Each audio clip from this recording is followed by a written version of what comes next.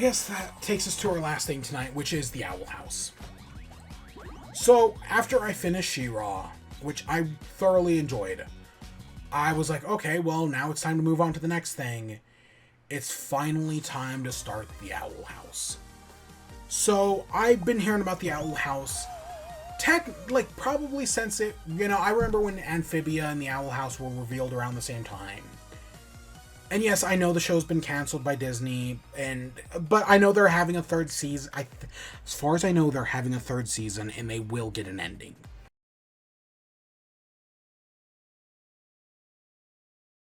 Right, like Disney canceled them, but they just cut them short, right? Like they had more seasons planned, and now they're only going to have like one more. And I don't even think the last season is going to be that long. It'll probably only be like 10 episodes, if that. So, yeah, and fuck Disney for canceling the show. I know the show is huge, people love it, and I totally get it. But yeah, no, fuck Disney for canceling the show. And they did it because it features I think she's bisexual main character and a lesbian sporting character. So yeah, that's definitely part of the reason. But yeah, so I know when the show got revealed, but the first time I heard about it was when the prom episode aired. Or after its reveal. I didn't when it started airing, I didn't hear much about it. And then the prom episode aired. Or Grom. And everyone was talking about the Grom episode. Everyone was super excited for the Grom episode. And I get it.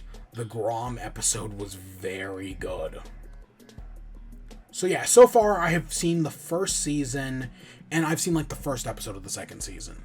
So I'm watching it on Disney Plus. Not all of the second season is on Disney Plus, as far as I know. They're not caught up to the most recent episode. But yeah, so going into the show, I knew Grom. I knew about the Grom episode. I knew about, and the one of the main reasons is the song Little Miss Perfect. I fucking love that song so much. And yeah, everyone relates it. I don't know all the details behind it. I've just heard the song, and I know everybody relates it to the Owl House. I should maybe look into that, why. But it's a very good song. And yeah, and that's one of the main I heard the song 2 years ago now or whatever. I feel like it's been forever. It's probably not actually been 2 years, but it's been a long time. And I've always been okay, one day I'm going to have to start watching The Owl House because of that song. When actually did I? I actually know the first time I heard it. I actually have it. I remember the video where I first saw it. October of 2020. So, okay, it's coming up. Okay. But yeah, that was the first time I heard it, and I was like, oh my god, this song is great. And I've always been meaning to watch The Owl House, and I just never did. But now with She-Ra finally done, I'm like, okay, I'm going to sit down and watch it. And so thoughts on... So even though the song's perfect, again, it technically never shows up in the show. At least it hasn't yet, and I don't know if it ever will. But at least the actual show itself. So Dana Terrace, the creator of The Owl House, worked on Gravity Falls. And Alex Hirsch, the creator of Gravity Falls, voices King in the show. And his King voice is basically just Bill Cipher. It's basically the exact same voice. But the actual show itself... It's Gravity Falls. It's literally got all the same elements of Gravity Falls. You have, the plucky innocent who's now transported into this mystical world and wants to learn as much as possible. You've got the older mentor who is kind of a sleazeball. Grunkle Stan said do tax evasion. And yeah, Ida is basically the same thing. Do tax evasion. You've got these mysteries of magic. Because Luz is basically Mabel and Dipper combined into a single character. More like Mabel than Dipper. Luz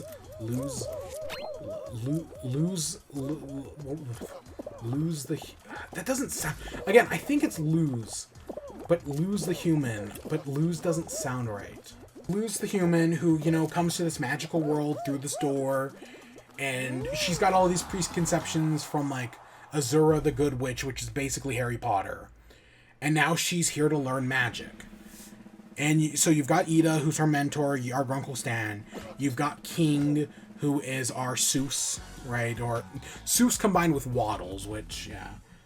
And then you've got the Authority, you've got the school and her friends who are, I think, less annoying. Because Mabel's friends in Gravity Falls are kind of annoying. Sometimes they're really funny, but sometimes they're kind of annoying. But I like Gus and Willow way more. You've got Amity, who starts off as like the bully, but honestly, they redeem her like within like 2 episodes. Again, she was maybe even never evil. But yeah, there's this whole magic school that Luz wants to go to. It's got to be Luz. I'm gonna say Luz. I'm probably wrong, but I'm gonna say it like that. But yeah, there's this whole magic school, and you meet Amity, who's like the star student. Again, she's Pacifica. But again, Pacifica and Dipper are a thing, so Amity and Luz are a thing. And I love them so. The book episode where they go to the library because her older brothers are looking for Amity's diary. That's so good. But then I know we're kind of like right in She-Ra. I knew how Adora and Catcher got together, so I was just like, I'm waiting for it the entire show. And yeah, I'm going into it. I know that Luz and Amity have a relationship, so I'm just like waiting for it. So when I got to seeing them seeing Amity get that redemption ish. Again, she's more a victim of circumstance, right? Like, she doesn't want to be a bad person. It's just she's got great expectations set upon her. And in order to live up to those great expectations, she has to be mean. Unlike the three-eyed girl, Dasha? Who, is just the bully. She's the actual bully. Yeah, no, Amity is a good person, and that finding out she reads the kids, and yeah, everything with her, I've just enjoyed, right? And God, the Grom episode. The Grom episode is so good because the entire setup, it's like, oh, you have to face your fears, so you build it up with Amity not wanting to do it because she's afraid of admitting she's a lesbian, and meanwhile, Luz is like, oh yeah, I'll do it, and she faces her fears, but it's like, oh, her real fear is her mother. And you're just waiting for that because she's been lying to her mother this entire time, who thinks she's at summer camp. And there's this whole thing where the mom is getting letters from her, and it's like, oh shit, what's up with that, right? There's something nefarious going on there. Yeah, and then the two end up working together, and then Luz is like, oh, you want to go to Grom with me? Because that was what she was afraid of, but she both has to face her fears and doesn't at the same time. But then in the following episodes, anytime Amity is around, she's constantly blushing. And in the first or second episode I think it's the second episode of season 2, now Luz is blushing whenever Amity is around, and I'm just like, I love it so much. I hope things don't go terribly wrong. Right, I hope things don't go terribly wrong. But no, I have hope. I have hope. But yeah, so I'm enjoying that. And then the actual, there's this big, greater story with, covens. And, because Ida's a bad girl, she's not in any coven. Because, the Emperor makes it so that, oh, back in the day, magic used to be wild. But that's not the way things are supposed to be. Magic shouldn't be wild. So he created the whole coven system, but Ida doesn't play along with the coven system. Which I was honestly expecting the twist at the end of the coven episode to be, because you have the 8 main covens. I think it's 8. I was expecting the twist to be Ida starting her own coven. Right? The bad girl. And later on they joke that she has the bad girl coven. But I was honestly waiting for that to be the thing. That, oh, Ida, oh, you want to play within the system? Okay, I'll start my own coven then. I was waiting for that reveal, and it just never happened. So, yeah. But no, instead, Ida's sister wants her to battle, right? Her to join the Emperor's Coven, and the whole coven where they go to Coven Con, and Liz and Amity get... I keep wanting to call her Liz. I think that's the ultimate thing, is that I keep wanting to call Luz Liz.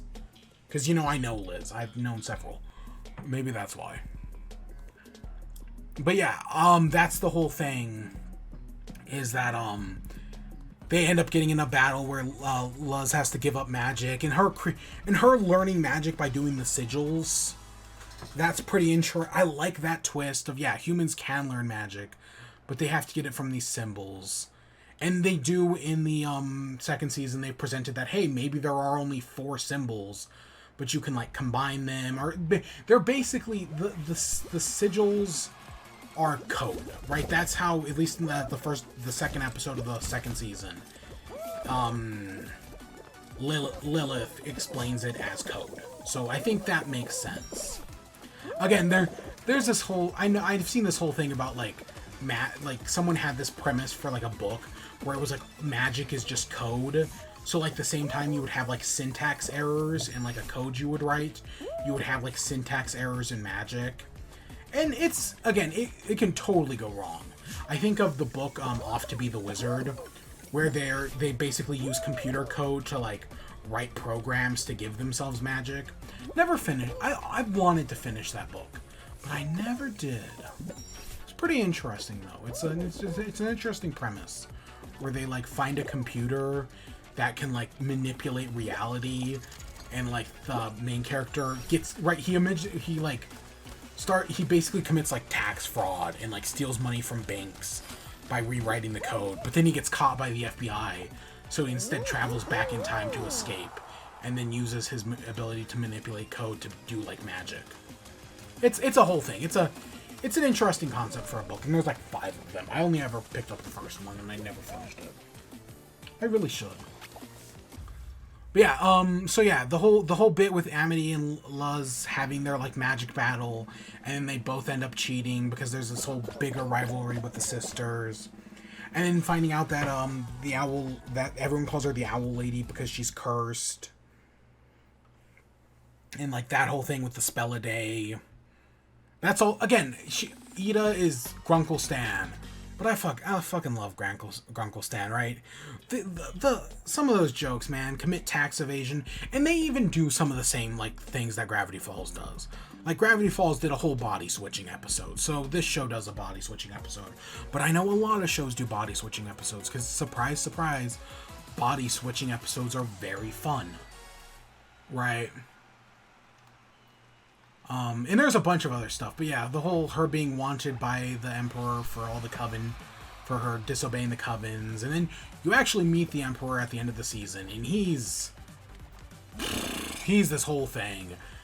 I'm in, because he claims to not like, he's like, oh, I'm trying to like control magic, not because I want to, but because the Boiling Isles where they live is just like a dead giant, right? It's like in the same way like Gravity Falls, they later explain that it's like an alien spaceship crashed there, and like all weirdness is attracted to Gravity Falls, right? The Boiling Isles is like a dead giant.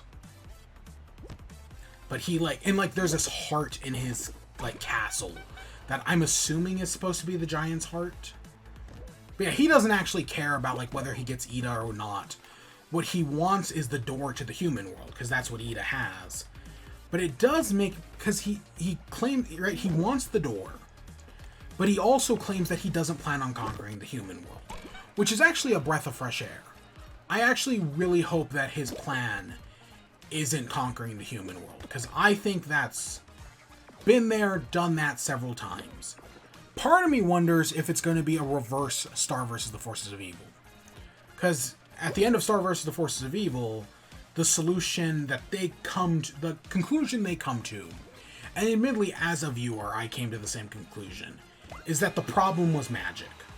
That, right, magic, which can only be used by the elite class, had to be destroyed, and that's what they do at the end of the show. And when they destroy magic, it merges the two worlds. So, and again, I know the Star versus the Forces of Evil finale kind of fucking sucked. I didn't hate it as much as other people did, but it's got problems, and God, don't even get me started on the shipping wars. But I wonder if it's going to be the reverse, that, oh, he's trying to get to the human world, not to conquer it, but to bring it magic as like the giant wills it. And he's gonna not get rid of merge the worlds to get rid of magic, but merge the worlds to create more magic. Just speculation. And so the finale, Ida gets captured by her sister because Luz gets captured, and I think I'm gonna start doing with Luz what I do with Aang, right? Where every time you say Aang, you have to pronounce it wrong. Aang, Ong, right? There's no like I can right, because no matter which one you choose, Aang or Ong, someone will always complain. Rayquaza, Rayquaza, Bokoblin, Bokoblin, Hydrocity, Hydrocity. It's Hydrocity, by the way. It's Hydrocity. It's not Hydrocity. This ain't fucking Megamind. It's Hydrocity. That's been Sonic Origins came out this week, and that's been on my that argument has restarted again. So that's it's Hydrocity. But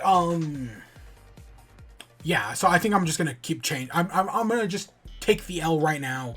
Admit I will never get it correct, and just pronounce it wrong every time. But yeah, Ida gets captured at the end of the season.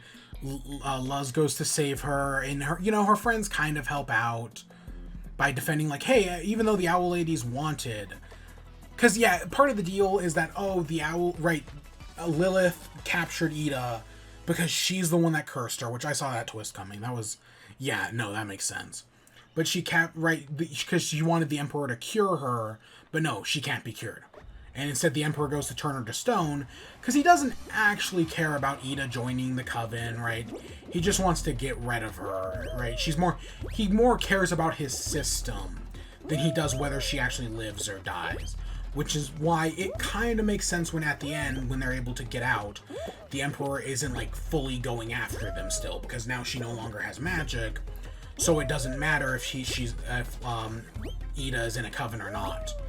Because, That makes sense, and why the Golden Boy in the second season is way more laissez-faire with the whole thing. And actually, like, strikes a deal with him. Yeah, the whole bit with him turning to stone, him actually wanting the door, Luz landing, 2 hits on him, which no one's ever done before.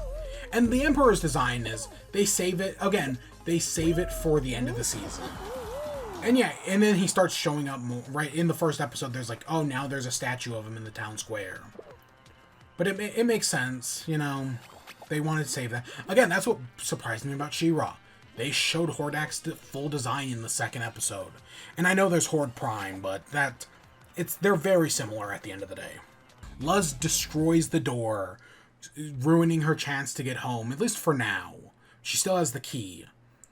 But the Emperor's already rebuilding the door. So he's planning something.